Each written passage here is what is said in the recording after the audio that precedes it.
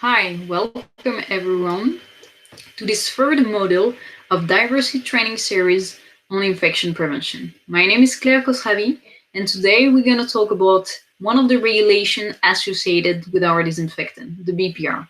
I'm going to share my screen and we'll start in a minute. So as I said, we're going to talk about the Biocidal product regulation, the BPR basics. But first, let me tell you a bit about myself. So I have a doctoral degree in microbiology and molecular biology. I'm responsible for our infection prevention portfolio, and I provide support and consultation on any microbiology question related to the application of our product and our European norms. I also deliver training program for our sales, marketing, technical manager, and application specialists at a European level. This first training module of our Diversey training program is about the biocidal product regulation. But first, let's get through some basics. So what is BPR? So BPR, it's very complex and it definitely can look like the picture you can see on the screen. But what is it? It's a new regulation, new as, since 1998. And at the time, it was called BPD for Biocidal Product Directive. So we moved from a directive to a regulation. But when it actually started, so it has only kicked off in 2013, and two major defining purposes of this BPR. It's to ensure that the products are safe for the user and for the environment.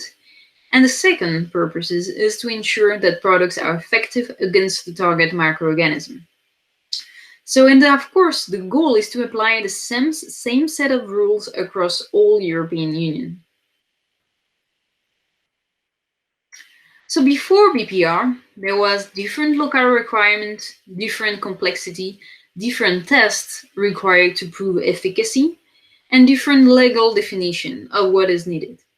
And after BPR, now the goal is to harmonize the set of rules for all European Union. So BPR for what? It's for all products that exert a negative effect on microorganisms, bacteria, viruses, fungi, spores. So for product that kills, for example, 99.99% of microorganisms, hygienic, disinfect, remove microorganisms, all of those claims. But how actually it works? So this is a simplified picture of the process. So first of all, we need to identify the active substance. The list of substance is known to be harmful to microorganisms. So we need to identify what is the active. Is it ethanol? Is it quat? Is it hydrogen peroxide? Is it isopropanol?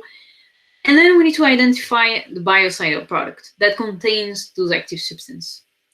Then we need to make a certain number of tests, physical and chemical tests, but also stability test, and as well, of course, the efficacy test, like we have discussed in the training module number 2 on efficacy.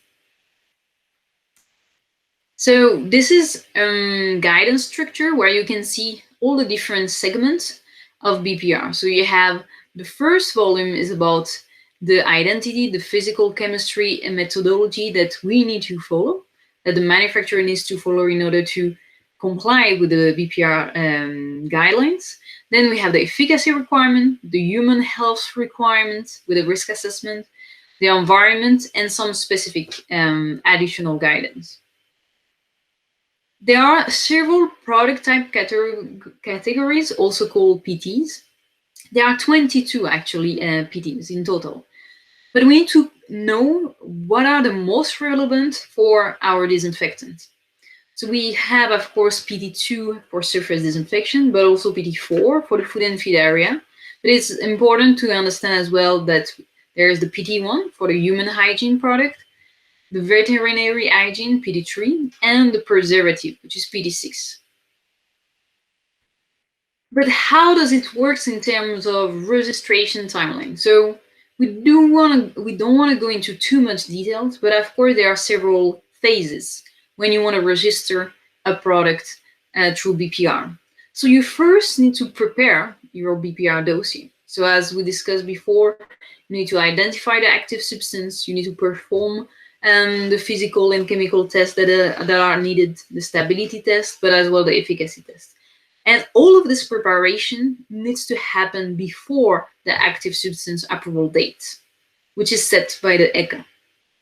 Then there is a transition period where the authorities will review the BPR dossier of a particular product. It can take from 3 to 4 years. And during that time, the product nothing can change. So everything is frozen, and because it's a review time for the authority. Once the authority have done the analysis of the BPR dossier, then the commercialization post BPR can start, the approval is granted, and all the efficacy data that were in the dossier can be then used throughout Europe. But what does a supplier of disinfection product needs to do? So of course we need to build those BPR dossier, and they're going to be based on business case, the inputs by the marketeers and portfolio owners, the market and the customer needs, and the available test data. So what does a supplier needs also to do? Of course, it needs to gather all those tests to really comply with the requirement of BPR. And that's including really quite a lot of testing. And here in this slide, I have summarized the physical and chemical requirement. So of course you have the product ID that you need to define.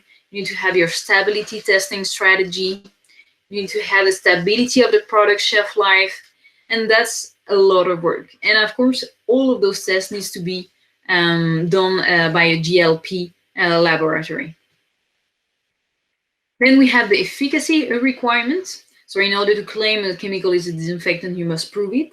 And you need to use the EN norms or European norms. Like we have seen in the previous model, they are standardized method, and there is a necessary concentration and contact time and specific application condition that we need to pass. So there are many challenges of BPR. So it's an ever-changing regulation, being built as we go. So it's subject to constant revision, far from flawless. It can also be very political. So different countries have different point of view or concern why they are reviewing the dossier. Some countries are more resistant to change and try still to enforce their local rules. Government institutions play a huge role in influencing rules. Often addition, changes to guidelines, or even also EN norms are based in a semi-isolated incident.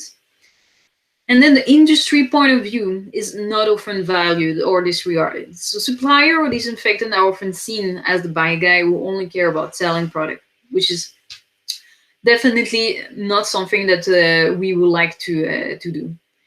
So I would like to thank you for your attention for this third training module on the basic of the biocidal product regulation. If you have any question, please ask your Diversey representative, and I will be very happy to discuss with you on our fourth training module on the second regulation associated to our disinfectant, which is the Medical Device Directive and soon to be Medical Device Regulation. So if you want to know more on this specific topic, please follow this next training module. Thank you for your attention.